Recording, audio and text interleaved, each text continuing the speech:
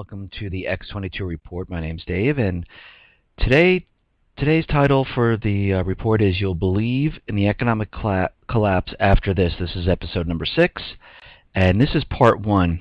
Basically, what I'm doing here is I'm putting together a couple of parts, and we're going to go back in history, compare it to now, and see if history can predict the future of the economic collapse. And it takes a little bit of time to do some of the research and to compare it.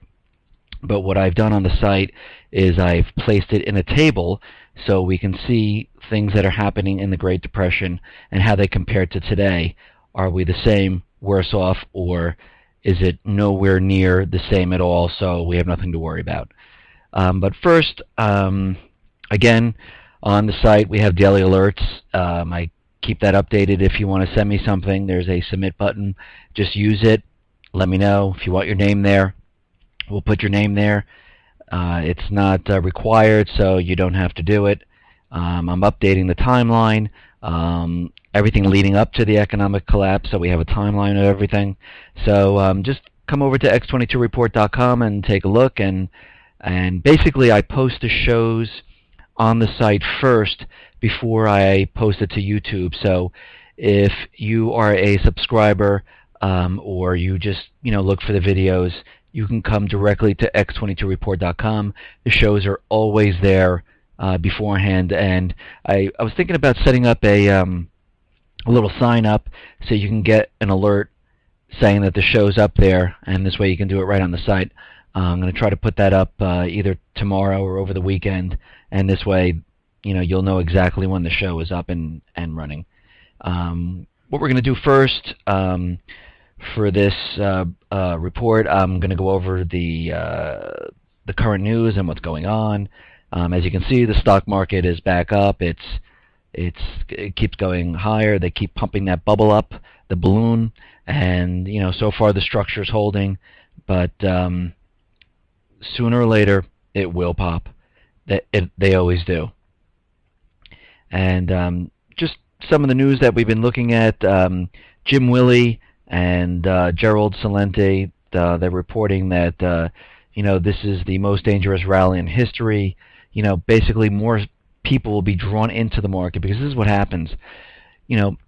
During a bubble or a bubble, all of a sudden everybody wants to get in on the thing that's going up. So if you look back at real estate, when real estate was booming, when I had my house, next door they were selling it. Before it was even on the MLS, they had a busload of people come over to take a look at the house, and it was purchased before it even hit the MLS, before it was even advertised or anything. And what's funny is those people that purchased the house after the real estate bubble burst, they lost half of what the house was worth, and they bought it in the beginning of 2008, around January, and by October, November, they were paying an enormous amount. So this is what everyone does. Right now the market's rallying. People are seeing it go up. Everyone on the news is cheering, and basically everyone's going to be trying to get into this thing. And this is the absolutely wrong time to try to get in. If you're already in, I would ride it as long as you can, and then when you see indicators change, get out. But again, I'm not giving any investment advice. That's just personal opinion. The other things that we see, which is funny, I saw in the news that NatWest Bank in England, people couldn't get their money. It was down, and nobody can get their money. Nobody can use online. Nobody can use the ATMs, and they really haven't come out to say exactly what happened. And even when they told everyone it was fixed, they were still having problems. And to me, I'm like, now, were they just testing to see what it would be like if people couldn't, would they panic? Would they really be upset? Would they be, and I think they were trying to use this to see, how this would affect people in trying to get their money. And they'll come up with some reason of why it went down. They might say it was a cyber attack. They might say something else. It was a glitch in the entire system. But who knows? But I just find it very interesting that everything was down. The ATMs, the online, everything was completely not working. So again, in my other reports, I said cyber attacks. They are coming, and they're getting ready. Actually, look right now. More and more cyber attacks are happening. They're being reported on the news, and we're getting ready for an event. It's coming. Another thing in the news, which I find very interesting, is with Eric Holder.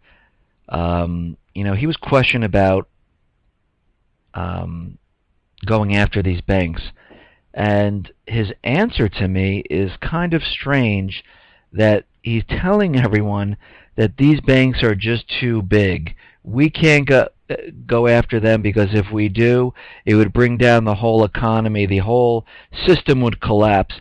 This is the argument they used back in 2008 when they wanted to fund when they wanted to do the bailouts. I think it's absolutely ridiculous. So basically what he's saying is we can only go after the small people that don't matter, but the people that do matter we can't go after, which is absolutely ridiculous. If all of these people we should be going after. I mean, these banks are all. I mean, if we look at these people who are, who've committed all this, these banks are also telling the governments who are coming after them because of the LIBOR scandal to drop the LIBOR case, which is ridiculous. I mean, nothing is too big. Nothing. If somebody broke the law or did something to get money from someone unlawfully, we should go after them. Just like Enron, it was all completely illegal, but it wasn't really the financial system, so that was okay. These banks should be brought down. And guess what? Every time something collapses, something else is born. Something else arises. So another bank will come up and take its place. Or maybe we won't have banks like this anymore. Maybe we'll find another place to put our money. I mean, but nothing is ever too big to go after. His argument is just absolutely ridiculous. And as everyone knows, looking at Venezuela, Chavez passed away, and I find it very interesting that I saw this report that it said that 6 leaders in Latin America that have criticized the U.S. policy and tried to create an influential alliance in order to be independent and a sovereign state, they all fell ill to the same disease.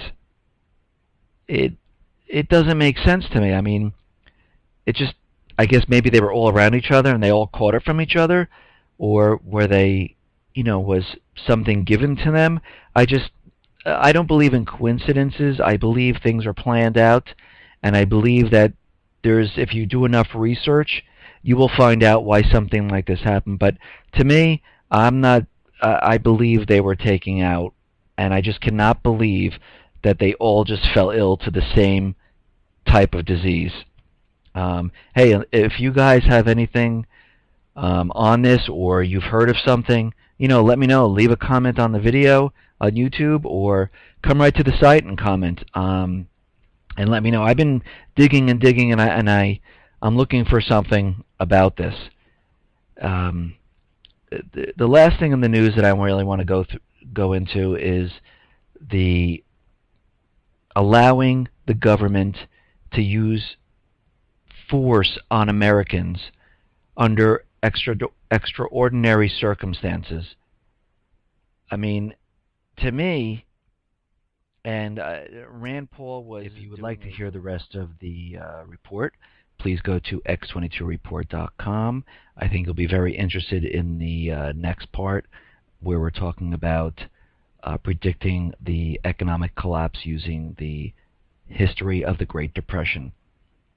So again, go to x22report.com, and you can hear the rest of the reports. And if you like what I'm doing, please, give me thumbs up, likes. If you have comments, let me know, and I'll answer your comments if you have a question or anything like that. All right. Thank you.